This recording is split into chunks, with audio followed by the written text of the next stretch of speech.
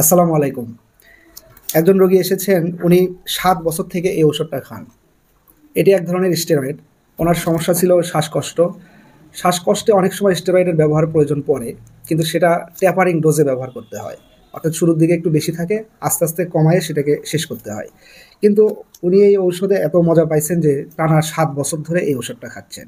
যার ফলে এখন ওনার কুশিং সিনড্রোম ডেভেলপ করছে। আর কুশিং সিনড্রোম হলে নানান ধরনের সমস্যা হতে পারে।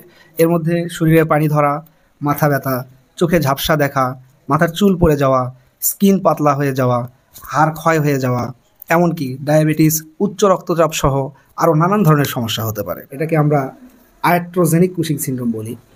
অর্থাৎ এই যে ঔষধ বেশি দিন, স্টেরয়েড ঔষধ লম্বা সময় ধরে খাইলে এই সমস্যাগুলো হয়। তো আপনারা যারা এই স্টেরয়েড খান বিভিন্ন সময়ে খুব সতর্ক থাকবেন। এই ওষুধটা কোনোভাবেই লম্বা সময় ধরে খাওয়া যাবে না। ডাক্তারের পরামর্শ মতো খেতে হবে। নিজের ইচ্ছা মতো মন চাইলেই এটা খাওয়া যাবে না। অনেক রোগী আছেন যারা ব্যথায় ভুগছেন, তারা প্রতিদিন ১টা ২টা করে স্টেরয়েড খায়। এটা তাদের এক প্রকারের নেশার মতো হয়ে যায়। তাদের ক্ষেত্রেও এই সমস্যা হতে পারে। সুতরাং স্টেরয়েড ওষুধ খাওয়ার সময় অবশ্যই সতর্ক থাকবেন। ধন্যবাদ।